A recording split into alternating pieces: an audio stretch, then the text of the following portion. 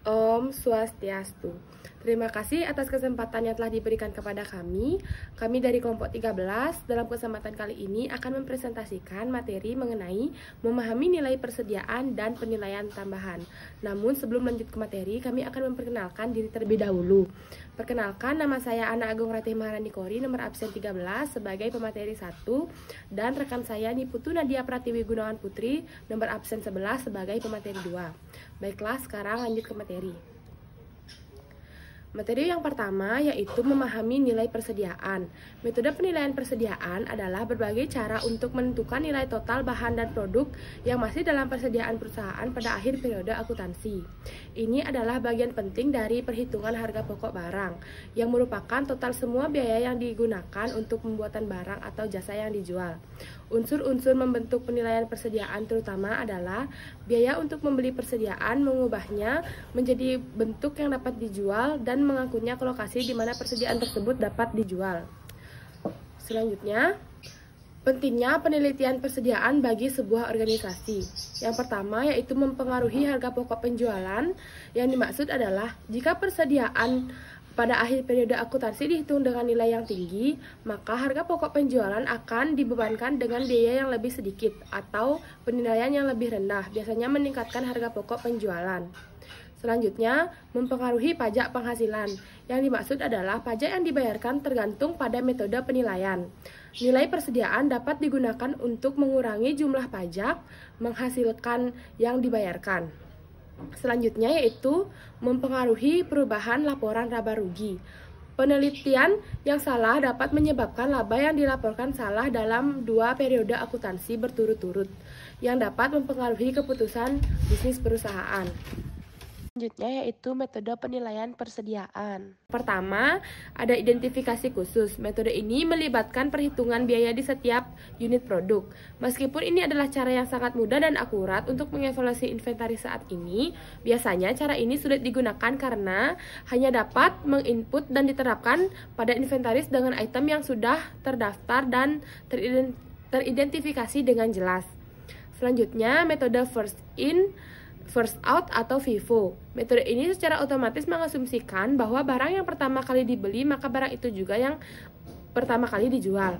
Merupakan asumsi yang cukup akurat dan juga masuk akal dari sudut pandang bisnis, karena menjual barang tertua dalam inventaris mengurangi risiko barang tersebut menjadi usang. Yang ketiga, ada metode last in first out atau LIFO. Metode ini secara otomatis mengasumsikan bahwa item terakhir dalam inventaris yang dibeli adalah yang pertama kali dijual. Ini jarang digunakan dalam praktik karena perusahaan yang menggunakan metode ini akan memiliki risiko yang cukup besar, karena hanya menjual barang atau produk yang baru dibeli ataupun yang baru diproduksi, dan produk lama mereka akan menjadi rusak dan tidak dapat dijual kembali. Yang keempat, ada metode biaya rata-rata tertimbang atau weighted average cost. Metode ini terdiri dari membebankan biaya produksi rata-rata untuk semua produk persediaan. Rata-rata ini ditentukan dengan mengimbangi harga pokok barang yang saat ini tersedia untuk dijual dengan beberapa banyak dari mereka yang ada dalam persediaan, menghasilkan biaya rata-rata per unit. Nilai yang dihasilkan biasanya merupakan nilai rata-rata antara produk terlama dan terbaru yang dibeli ditempatkan dalam persediaan. Selanjutnya yaitu cara mengevaluasi persediaan. Untuk mengevaluasi persediaan harus dipahami bahwa bagaimana persediaan dan harga pokok barang terkait. Sebagai permulaan, persediaan yang terjual dilaporkan di bawah harga pokok penjualan pada laporan laba rugi perusahaan. Ketika biaya persediaan turun, maka harga pokok penjualan atau HPP juga ikut turun. Berikut dengan cara dan contoh menghitung evaluasi persediaan dengan 3 metode berikut ini. Yang pertama, metode first in first out atau FIFO. Seperti yang telah dijelaskan tadi, metode FIFO ini menetapkan bahwa barang yang dibeli terlebih dahulu adalah barang yang pertama kali dijual atau digunakan. Konsep ini bermanfaat bagi bisnis karena semakin tua barangnya, semakin tinggi resikonya menjadi usang dan semakin lama perusahaan harus membayar untuk penyimpanannya. Dengan menjual barang-barang tertua lebih dahulu, perusahaan lebih siap untuk menyiapkan barang-barang baru. Selain itu, tergantung pada itemnya, semakin lama disimpan akan semakin mudah rusak. Selanjutnya yaitu ada langkah-langkah untuk mengevaluasi persediaan dan harga pokok penjualan. Yang pertama, tentukanlah tanggal mulai dan tanggal berakhir. Yang dimaksud adalah tentukanlah berapa banyak persediaan yang dimiliki pada tanggal mulai dan pada tanggal berakhir yang telah ditentukan. Misalnya, dapat dikatakan bahwa perusahaan memiliki sejumlah kaos pada tanggal 1 Januari dan pada akhir perhitungan HPP memiliki jumlah yang berbeda di tanggal 1 Februari, maka tanggal 1 Januari dan tanggal 1 Februari menjadi tanggal mulai dan tanggal berakhirnya. Yang kedua, cari tahu biaya yang dibayarkan untuk barang-barang ini. Setelah mengambil inventaris, lihatlah faktur dan tentukan berapa banyak yang dibayarkan untuk barang-barang ini dengan menggunakan contoh di atas. Katakanlah jika menambahkan ke inventaris dengan membeli 10 kemeja seharga 10.000 masing-masing pada hari Senin dan 10 kemeja lainnya seharga 15.000 masing-masing pada hari Jumat. Lalu katakanlah jika dapat menjual 15 kemeja pada hari Minggu. Yang ketiga yaitu hitunglah HPP. Tentukanlah harga pokok penjualan dengan mengurangkan jumlah yang terjual dari inventaris dimulai dengan harga barang yang terjual lebih dulu. Kemudian, dapat mengalihkannya dengan biaya pembelian. Misalnya, HPP untuk contoh di atas adalah 10 dikali 10.000 ditambah 5 dikali 15.000 sama dengan 175.000. Oleh karena itu, HPP yang ditentukan menjadi 175.000. Selanjutnya yaitu metode persediaan rata-rata. Metode ini juga dikenal sebagai metode rata-rata tertimbang. Metode biaya persediaan rata-rata menggunakan rata-rata dari semua persediaan yang dibeli untuk menghitungkan HPP. Berikut langkah-langkah untuk menghitung HPP menggunakan metode berikut ini. Yang pertama yaitu tentukan biaya rata-rata persediaan yang dibeli. Untuk melakukan ini, ambil jumlah semua biaya pembelian persediaan untuk satu jenis produk dan bagi dengan jumlah produk yang dibeli. Ini akan menghasilkan biaya rata-rata. Misalnya, jika Anda membelanjakan 10.000 dan kemudian 15.000, biaya rata-rata inventaris yang dibeli adalah 10.000 ditambah 15.000 per 2 sama dengan 12.500. Selanjutnya, tentukanlah biaya rata-rata barang yang diproduksi. Jika perusahaan memproduksi persediaan sendiri dengan menggunakan berbagai bahan baku, gunakan persamaan berikut. Total biaya atau total unit persediaan sama dengan biaya rata-rata. Selanjutnya, hitung inventaris. Hitunglah jumlah inventaris yang dimiliki perusahaan pada tanggal mulai dan juga tanggal berakhir. Kalikan biaya rata-rata dengan selisih persediaan ini. Yang selanjutnya yaitu hitunglah HPP. Misalnya total yang dibelanjakan untuk kemeja adalah 12.500 dikali 10 kemeja sama dengan 125.000.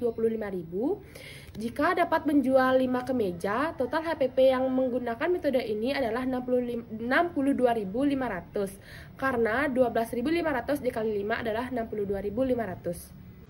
Selanjutnya yaitu metode first in last out. Dalam metode ini, barang yang dibeli pertama kali adalah barang yang terakhir dijual. Misalkan Anda menjual celana tetapi Anda terus menumpuknya di bagian atas, maka secara tidak langsung celana yang dibeli terlebih dahulu akan berada di tumpukan paling bawah dan tidak ada yang membeli. Selanjutnya yaitu cara mengaplikasikan metode first in last out.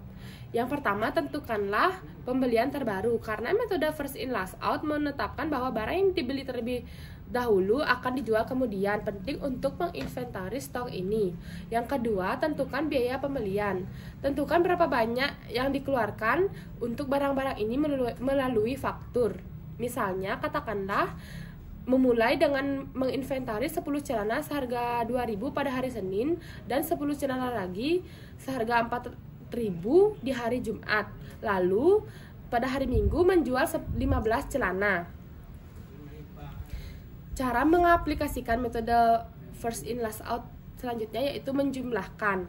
Untuk melakukan ini, tambahkan bersama biaya setiap barang yang dijual. Misalnya dengan 10 celana yang Anda beli seharga 2.000 akan mendapatkan 20.000 karena 10 kali 2.000 sama dengan 20.000. Celana ini yang pertama dijual dan akan digunakan karena kita menghitung HPP menggunakan metode first in last out. Setelah ini, ambil 5 celana yang dibeli masing-masing seharga 2.000 dan mendapatkan 10.000 karena 5 kali 2.000 adalah 10.000. Celana ini dibeli terakhir dan tambahkan 20.000 ke 10.000 untuk mendapatkan HPP 30.000. Materi selanjutnya yaitu memahami LCOM. Untuk menghitung LCOM, terdapat beberapa komponen yang perlu diperhatikan. Yang pertama yaitu kita perlu mengetahui harga jual saat ini dari persediaan yang dimiliki. Harga jual saat ini dapat didasarkan pada harga pasar yang sebenarnya atau diestimasikan berdasarkan penelitian yang dilakukan. Yang kedua, biaya penjualan juga harus dipertimbangkan. Biaya penjualan mencakup biaya yang timbul ketika persediaan dijual, seperti biaya transportasi, biaya pemasaran, dan biaya penjualan lainnya. Dan yang terakhir, kita perlu menentukan laba yang diinginkan dari penjualan. Laba ini biasanya berdasarkan pada persentase tertentu dan harga jual. Selanjutnya yaitu perhitungan LCOM. Misalkan sebuah perusahaan dengan persediaan barang sebagai berikut. Yang pertama, harga jual barang per unit sebesar 50.000 dengan persediaan barang 500 unit. Dengan total persediaan saat ini 50.000 dikali 500 sama dengan 25 juta. Selanjutnya, menghitung biaya penjualan. Biaya penjualan per unit barang yaitu 10.000 dan total biaya penjualan 10.000 dikali 500 sama dengan 5 juta. Dan berikutnya menghitung laba yang diinginkan. Persentase laba yang diinginkan sebesar 20%. Cara menghitung yaitu 20% dikali 50 dikali 500 dan dengan mendapatkan 5 juta. Setelah menghitung total dari persediaan saat ini, penjualan, dan laba yang diinginkan, kita dapat menghitung last cost of market atau LCOM. Dengan cara LCOM sama dengan nilai persediaan saat ini dikurangi biaya penjualan dikurangi laba yang diinginkan. Dengan 25 juta dikurangi 5 juta dikurangi 5 juta sama dengan 15 juta. Jadi LCOM untuk persediaan barang dagang tersebut adalah 15 juta. Selanjutnya yaitu kelebihan dan kekurangan LCOM. Metode LCOM memiliki beberapa kelebihan dan kekurangan. Yang pertama yaitu metode ini mempertimbangkan harga jual saat Selanjutnya yaitu kelebihan dan kekurangan LCOM. Metode LCOM memiliki beberapa kelebihan. Yang pertama yaitu metode ini mempertimbangkan harga jual saat ini yang dapat memberikan gambaran yang lebih akurat tentang nilai persediaan dalam kondisi pasar. Yang kedua, dengan menggunakan metode LCOM, perusahaan dapat mengantisipasi fluktuasi harga pasar dan mengambil tindakan yang sesuai untuk mengelola persediaan dengan efektif. Namun metode LCOM memiliki keterbatasan atau kekurangan. Yang pertama yaitu LCOM tidak mempertimbangkan faktor-faktor yang mungkin mempengaruhi harga jual di masa depan. Perkiraan harga jual yang digunakan dalam perhitungan LCOM mungkin tidak selalu akurat. Yang kedua, metode ini mungkin kurang cocok untuk perusahaan yang memiliki persediaan dengan umur simpan yang panjang atau barang yang sangat khusus. Materi selanjutnya yaitu memahami Net Realizable Value atau NRV. Pengertian NRV adalah Net Realizable Value atau NRV adalah nilai ekonomis aktual yang diharapkan dapat diperoleh dari penjualan persediaan setelah dikurangi dengan biaya yang terkait dengan penjualan dan distribusi. Dalam hal ini, NRV mencerminkan nilai sebenarnya yang dapat diperoleh oleh perusahaan dari persediaan yang dimilikinya. NRV sering digunakan dalam penilaian persediaan untuk menggambarkan nilai persediaan yang lebih akurat. Selanjutnya yaitu komponen perhitungan NRV. Untuk melakukan perhitungan NRV ada beberapa komponen yang perlu diperhatikan. Yang pertama, kita perlu menentukan harga jual yang diharapkan dari persediaan. Harga jual ini dapat berdasarkan pada harga pasar yang sebenarnya atau diestimasikan berdasarkan penelitian yang dilakukan. Yang kedua, biaya penjualan harus dipertimbangkan. Biaya penjualan mencakup berbagai biaya yang timbul ketika persediaan dijual, seperti biaya transportasi, biaya pemasaran, dan biaya penjualan lainnya. Dan yang terakhir, kita perlu menentukan biaya yang terkait dengan distribusi persediaan. Biaya distribusi melibatkan biaya yang dikeluarkan untuk mengirim persediaan kepada pelanggan atau titik penjualan. Selanjutnya yaitu perhitungan Net Realizable Value atau NRV. Misalkan sebuah perusahaan yang memiliki persediaan barang sebagai berikut. Harga jual saat ini per unit yaitu Rp100.000 dengan jumlah persediaan barang sebesar 200 unit. Maka total penjualan yang diharapkan adalah 100.000 dikali 200 sama dengan 20 juta. Selanjutnya menghitung biaya penjualan. Biaya penjualan per unit barang yaitu Rp10.000 dengan total penjualan 10.000 dikali 200 sama dengan 2 juta. Selanjutnya menghitung biaya distribusi. Biaya distribusi per unit barang Rp5.000. Total biaya distribusi adalah Rp5.000 dikali 200 sama dengan 1 juta. Setelah menghitung total penjualan yang diharapkan, biaya penjualan dan biaya distribusi, kita dapat menghitung net realizable value atau NRV. NRV sama dengan total penjualan yang diharapkan dikurangi biaya penjualan dikurangi total biaya distribusi. Dengan 20 juta dikurang 2 juta dikurang 1 juta sama dengan 17 juta. Jadi NRV untuk persediaan barang jual tersebut adalah 17 juta. Selanjutnya yaitu kelebihan dan kekurangan NRV.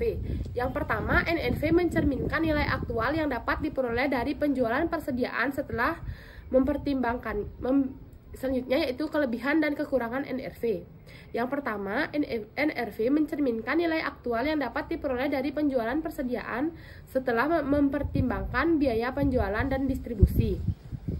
Dengan menggunakan NRV, perusahaan dapat memperoleh gambaran yang lebih akurat tentang nilai persediaan yang direalisasikan. Yang kedua, NRV memungkinkan perusahaan untuk menilai persediaan berdasarkan kondisi pasar saat ini dan mengantisipasi perubahan dalam biaya penjualan atau distribusi. Namun, perhitungan NRV juga memiliki keterbatasan. Yang pertama, NRV bergantung pada estimasi harga jual yang mungkin tidak selalu akurat. Perubahan harga pasar atau kondisi pasar yang tidak terduga dapat mempengaruhi nilai persediaan yang dihitung menggunakan metode NRV. Yang kedua, NRV mungkin tidak cocok untuk perusahaan yang memiliki persediaan dengan umur simpan yang panjang atau barang-barang khusus. Selanjutnya yaitu penggunaan NRV dalam pengambilan keputusan. Perhitungan NRV memiliki dampak yang signifikan dalam pengambilan keputusan bisnis. Dalam situasi di mana NRV mungkin lebih rendah dari biaya peroleh persediaan, perusahaan mungkin perlu melakukan penurunan nilai persediaan atau inframen untuk mencerminkan penurunan nilai ekonomisnya. Hal ini penting untuk menjaga konsistensi dalam laporan keuangan dan menghindari mengelompokkan nilai persediaan yang tidak realistis. Selain itu, NRV digunakan dalam menentukan harga jual yang sesuai dengan persediaan yang dijual. Perusahaan harus mempertimbangkan biaya penjualan dan distribusi serta laba yang diinginkan untuk menentukan harga jual yang menghasilkan NRV yang diinginkan. Dengan demikian, perhitungan NRV membantu perusahaan dalam menentukan strategi harga yang tepat dan mengoptimalkan nilai persediaan yang akan direalisasikan. Pahami RSP. Relative Sales Value atau RSP adalah metode penilaian persediaan dengan mempertimbangkan proporsi penjualan masing-masing barang dalam menentukan nilai persediaan. Dalam metode ini, bobot atau proporsi diberikan kepada setiap barang berdasarkan persentase kontribusinya terhadap total penjualan. Dengan menggunakan RSV, perusahaan dapat menghitung nilai persediaan berdasarkan harga barang dan kontribusi penjualan mereka. Sekian presentasi dari saya. Materi berikutnya akan dijelaskan oleh rekan saya. Langkah-langkah RSP. Yang pertama yaitu identifikasi barang. Langkah pertama adalah mengidentifikasi semua barang yang termasuk dalam persediaan yang akan dinilai. Lalu yang kedua yaitu proses data penjualan. Dalam langkah ini, perusahaan perlu memperoleh data penjualan untuk setiap barang yang terdaftar. Data ini dapat mencakup jumlah barang yang terjual dan total pendapatan dari penjualan. Yang ketiga, hitung total penjualan. Langkah berikutnya adalah menghitung total penjualan dari semua barang yang terdaftar. Total penjualan ini mencerminkan kontribusi penjualan keseluruhan yang dihasilkan oleh persediaan. Lalu yang keempat, hitung persentase penjualan. Dalam langkah ini, perusahaan perlu menghitung persentase penjualan masing-masing barang terhadap total penjualan. Dan yang terakhir, berikan bobot kepada setiap barang. Setelah persentase penjualan ditentukan, perusahaan perlu memberikan bobot kepada setiap barang. Metode RSP memiliki beberapa kelebihan. Yang pertama, RSP mempertimbangkan proporsi penjualan masing-masing barang dalam menentukan nilai persediaan. Hal ini membantu perusahaan menghargai persediaan dengan lebih akurat berdasarkan kontribusi penjualan mereka. Yang kedua, RSP membantu perusahaan dalam mengelola persediaan dengan lebih efektif dengan memfokuskan perhatian pada barang yang memiliki kontribusi penjualan yang signifikan. Kekurangan metode RSP. Yang pertama, RSP mungkin tidak cocok untuk perusahaan dengan barang yang memiliki harga jual yang sangat berbeda-beda. Jika harga jual dari barang tertentu jauh lebih tinggi atau lebih rendah daripada yang lain, metode RSP mungkin tidak memberikan nilai yang akurat. Dan yang kedua, RSP hanya mempertimbangkan faktor penjualan dan tidak memperhitungkan faktor biaya produksi atau faktor-faktor lainnya yang mungkin mempengaruhi nilai persediaan. Yang selanjutnya yaitu standar cost. Standar cost adalah perkiraan biaya yang diharapkan atau dianggap wajar untuk memproduksi satu unit produk atau barang dalam kondisi normal atau ideal. Standar cost mencakup biaya bahan baku, biaya tenaga kerja, biaya overhead yang diharapkan untuk menghasilkan satu unit produk. Standar cost digunakan sebagai patokan untuk membandingkan biaya aktual dengan biaya yang diharapkan. Komponen perhitungan standar cost. Yang pertama yaitu biaya bahan baku. Biaya bahan baku mencakup biaya yang dikeluarkan untuk memperoleh bahan baku yang digunakan dalam proses produksi. Biaya bahan baku meliputi harga pembelian bahan baku, biaya pengiriman, dan biaya lain yang terkait dengan proses perolehan bahan baku. Yang kedua yaitu biaya tenaga kerja. Biaya tenaga kerja mencakup biaya yang dikeluarkan untuk membayar upah atau gaji pekerja yang terlibat dalam proses produksi. Biaya tenaga kerja meliputi upah langsung pekerja produksi, tunjangan, asuransi kesehatan, dan manfaat lainnya yang berkaitan dengan tenaga kerja. Perhitungan standar cost. Perhitungan standar cost melibatkan estimasi biaya untuk masing-masing komponen yang disebutkan di atas. Estimasi ini didasarkan pada pengalaman masa lalu, analisis pasar, dan asumsi yang masuk akal. Setelah estimasi biaya selesai, biaya bahan baku, biaya tenaga kerja, dan biaya overhead dijumlahkan untuk mendapatkan standar cost per unit produk. Di sini kami mengambil contoh sebuah perusahaan manufaktur yang memproduksi sebuah produk. Berikut adalah perhitungan standar cost per unit untuk produk tersebut. Harga bahan baku per unitnya yaitu 20.000, jumlah bahan baku yang dibutuhkan per unit yaitu 2 unit, total biaya bahan baku per unit yaitu 20.000 dikali 2, hasilnya 40.000. Lalu biaya tenaga kerjanya yaitu upah tenaga kerja per jam yaitu 50.000, jumlah tenaga kerja yang dibutuhkan per unit yaitu 4 jam, total biaya tenaga kerja per unit yaitu 50.000 dikali 4 yang mendapatkan hasil 200.000. Yang selanjutnya yaitu biaya overhead. Biaya overhead tetap per bulan yaitu 1 juta, jumlah unit yang diproduksi per bulan yaitu 500 unit, biaya overhead per unit yaitu 1 juta dibagi 500 yaitu mendapatkan hasil 2.000. Setelah menghitung biaya bahan baku, biaya tenaga kerja, dan biaya overhead, kita dapat menjumlahkan untuk mendapatkan standar cost per unit. Jadi, untuk mencari standar cost per unit, yaitu kita bisa mencari total biaya bahan baku per unit, ditambah total biaya tenaga kerja per unit, ditambah biaya overhead per unit, yaitu 40.000 ditambah 200.000 ditambah 2.000, dan kita mendapatkan hasil 242.000.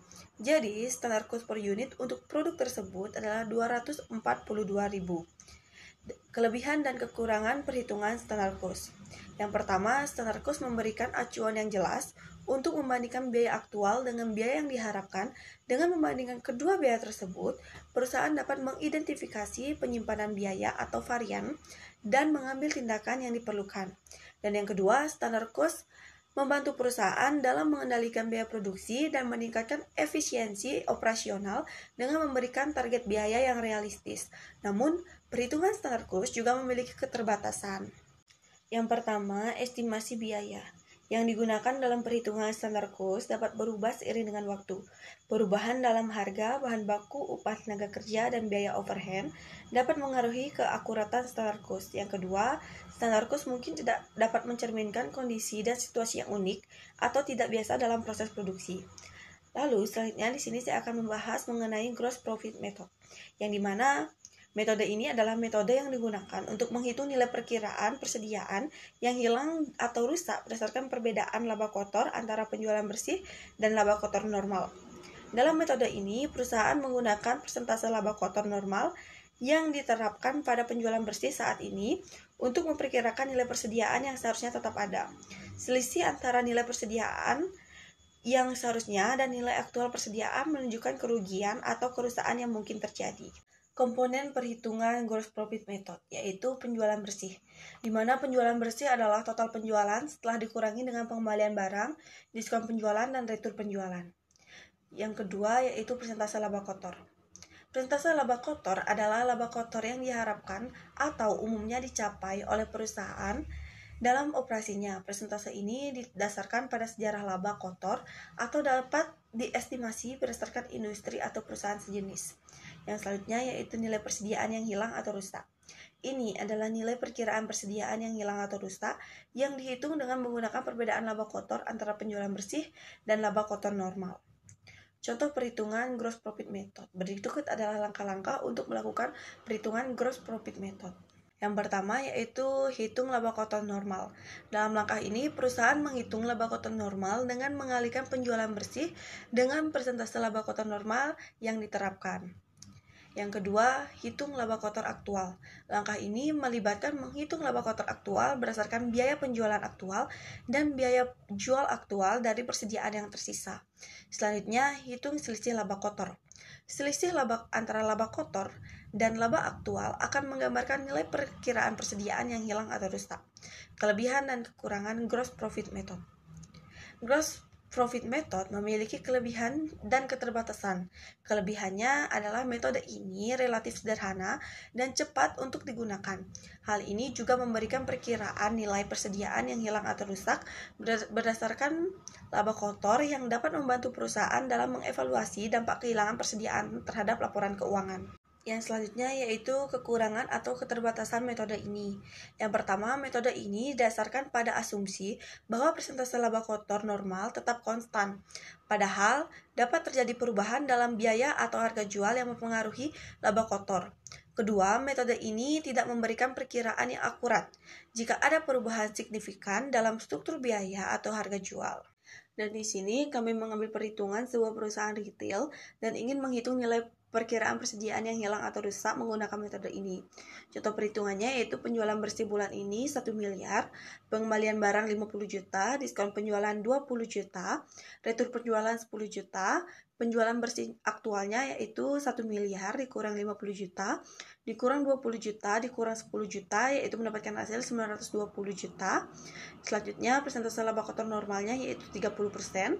Laba kotor normalnya yaitu 920 juta dikali 0,30 yang dimana mendapatkan hasil 276 juta rupiah. Laba kotor aktualnya. Lalu biaya penjualan aktualnya yaitu 600 juta, harga jual aktual persediaan yang tersisa yaitu 200 juta, laba kotor aktualnya yaitu 200 juta dikurang 600 juta, dan di sini mendapatkan total nilai minus 400, yang dimana 400 juta ini perusahaan tersebut mengalami kerugian. Dan selanjutnya yaitu selisih laba kotor. Selisih laba kotor ini cara menjadinya yaitu laba kotor normal dikurang laba kotor aktual, yaitu 276 juta rupiah dikurang minus 400 juta rupiah, dan di sini kami mendapatkan hasil 676 juta rupiah. Dalam contoh ini, nilai perkiraan persediaan yang hilang atau rusak menggunakan gross profit method adalah 676 juta rupiah. Selanjutnya, di sini saya akan membahas perhitungan retail inventory method.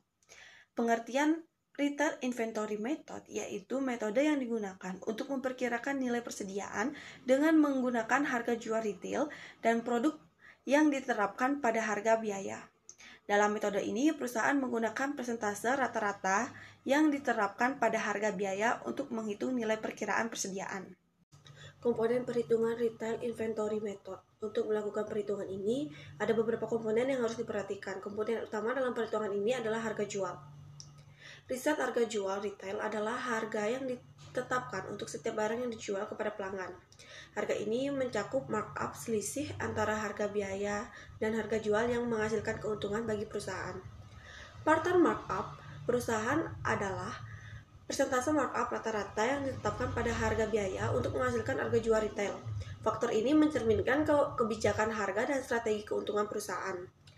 Yang kedua yaitu harga biaya. Harga biaya adalah harga yang dibayarkan perusahaan untuk memperoleh persediaan.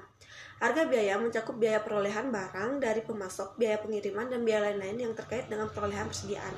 Perhitungan penyajian persediaan. Yang pertama di sini saya akan membahas mengenai pengertian penyajian persediaan. Penyajian persediaan mengacu pada metode pengakuan dan pengukuran yang digunakan untuk mencatat dan melaporkan persediaan dalam laporan keuangan perusahaan. Tujuan dari penyajian persediaan adalah untuk menyajikan informasi yang relevan dan dapat dipercaya tentang nilai, jumlah, dan sifat persediaan yang dimiliki oleh sebuah perusahaan. Selanjutnya yaitu metode penyajian persediaan. Yang pertama ada first in first out atau FIFO. Dalam metode FIFO diasumsikan bahwa persediaan yang dibeli atau diproduksi pertama kali, maka itu juga yang akan dijual pertama kali. Dalam penyajian persediaan, nilai persediaan yang tersisa dihitung berdasarkan biaya yang paling baru. Metode ini sering digunakan ketika persediaan bersifat mudah rusak atau memiliki masa kadaluarsa. Selanjutnya, last in first out atau LIFO. Dalam metode ini, LIFO diasumsikan bahwa persediaan yang dibeli atau diproduksi terakhir adalah yang pertama dijual menggunakan penyajian persediaan. Nilai persediaan yang tersisa dihitung berdasarkan biaya yang paling lama. Metode ini sering digunakan ketika terjadi inflasi karena biaya akuisisi lebih tinggi dapat menghasilkan laba yang lebih rendah. Dan selanjutnya, weighted average cost. Dalam metode ini, nilai persediaan dihitung berdasarkan rata-rata biaya per unit persediaan yang tersedia. Biaya per unit dihitung dengan membagi total biaya untuk persediaan oleh jumlah unit yang tersedia. Metode ini memberikan nilai persediaan yang mencerminkan biaya rata-rata per unit. Perhitungan penyajian persediaan. Identifikasi metode yang digunakan yaitu yang pertama, perusahaan perlu mengidentifikasi metode yang akan digunakan untuk menyajikan persediaan dalam laporan keuangan. Ini berupa FIFO, LIFO, atau metode rata-rata berbobot. Hitung nilai persediaan yang dijual. Perusahaan perlu menghitung nilai persediaan yang dijual dalam periode tertentu. Ini melibatkan mengalokasikan biaya persediaan yang dijual berdasarkan metode yang dipilih. Yang selanjutnya, hitung persediaan yang tersisa. Setelah menghitung nilai persediaan yang dijual, perusahaan perlu menghitung nilai persediaan yang tersisa menggunakan metode yang dipilih. Ini melibatkan mengalokasikan biaya persediaan yang tersisa berdasarkan metode yang dipilih. Perhitungan penyajian persediaan, yaitu catat nilai persediaan dalam laporan keuangan. Nilai persediaan yang dihitung kemudian dicatat dalam laporan keuangan perusahaan sesuai dengan metode yang digunakan. Ini melibatkan penulisan nilai persediaan dalam neraca perusahaan. Kelebihan dan keterbatasan penyajian persediaan. Metode penyajian persediaan memiliki kelebihan dan keterbatasan. Kelebihannya adalah metode ini memungkinkan perusahaan untuk menyajikan informasi yang relevan tentang nilai persediaan dalam laporan keuangan. Metode ini juga membantu perusahaan dalam mengelola persediaan dengan lebih efisien. Namun, metode penyajian persediaan juga memiliki keterbatasan. Yang pertama, metode yang digunakan dapat mempengaruhi nilai persediaan yang dilaporkan, yang pada gilirannya dapat mempengaruhi laba dan kinerja perusahaan. Kedua, beberapa metode seperti LIFO dapat sulit dilaksanakan dalam praktik, terutama di negara dengan persyaratan pelaporan yang ketat. Sekian presentasi dari kelompok kami memohon maaf jika ada kesalahan kata. Akhir kata kami ucapkan Om Santi Santi Santi Om.